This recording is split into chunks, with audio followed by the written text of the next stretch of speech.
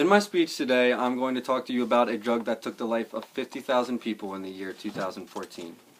My speech today is on heroin and how it affects the people who are using it right now and how it affects the people who have never touched it. People are using more often than you might think. From the years 2000 to 2013, we saw a 286% rise in the use of heroin.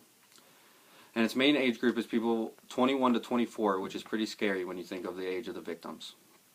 After doing 3 research papers on heroin just in the state of Ohio, I've now done research globally about heroin and the use of Narcan. So I'm here to teach you some facts about heroin and the use of Narcan, and after gathering some research from the internet and completing a survey of 10 people through my community, the answers might interest you.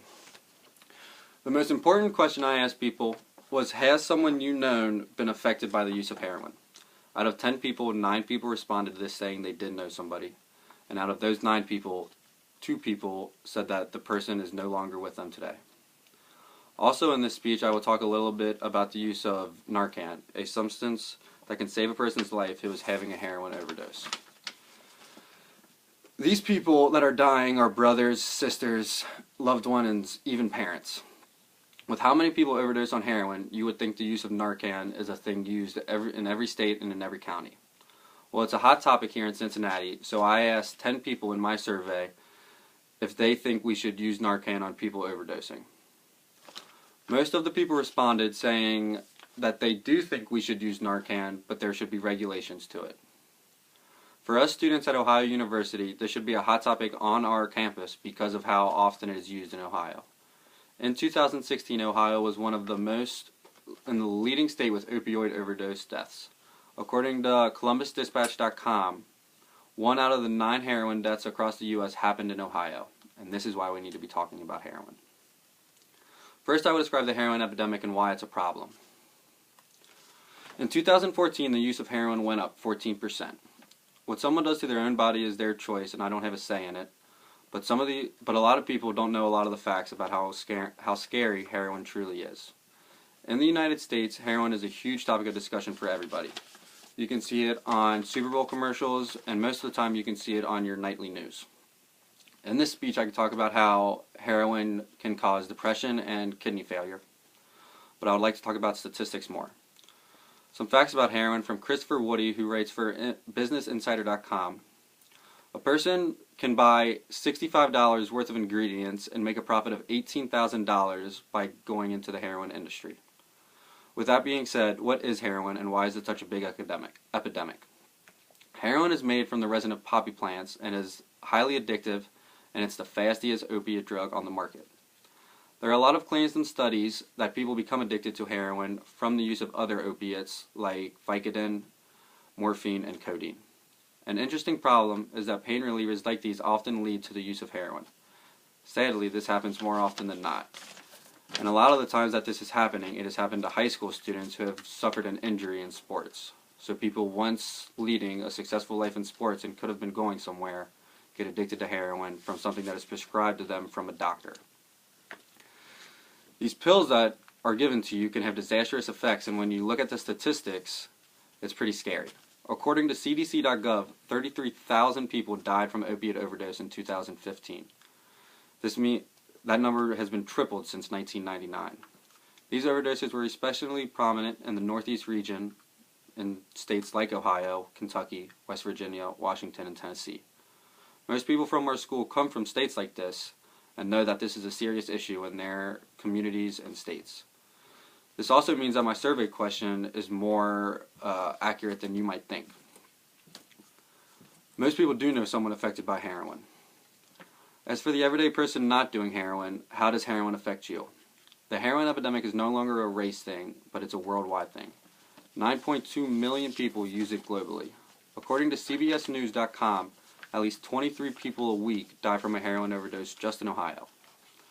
We at least all go to school in Ohio, and some of us probably live in Ohio, and that's a scary thing to think of the state you live in. So if it can be avoided, why hasn't it been avoided yet? One can argue that we should let the heroin epidemic take its role. In my survey, I asked 10 people if they think letting people who are having overdoses die off would be for the greater good. The results came back split, with 4 people saying they disagree, 4 people saying it would be for the greater good, and 2 people saying they were unsure. Heroin costs the American economy $21.9 billion every year.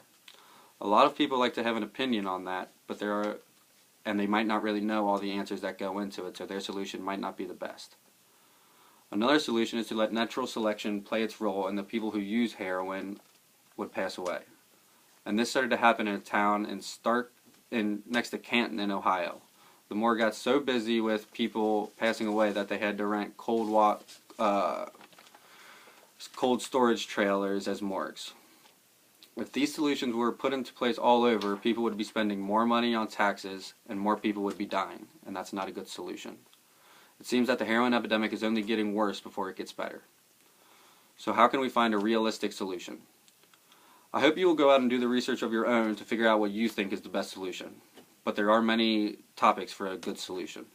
In my survey, I asked the question about solving the epidemic answer. My idea for a solution would be to revive the person having an overdose. As I said, there is a substance called Narcan that revives a person overdosing from heroin. But in most states, it gets used every time. My question in my survey was, would you agree with only using Narcan one time on the person overdosing, and after that they don't get another chance? There are probably better, more efficient solutions, but this solution got the most positive feedback from the people I was asking. I understand that these people are given second chances at life multiple times, a lot of the time. They don't understand how precious life is sometimes, and the addiction can still beat them. It's a scary thing. So now I want to describe what the world would be like if we didn't use Narcan. And there are some counties in Ohio that are doing this. Picture a world where you drive into a park and there are people overdosing in a lot of the cars.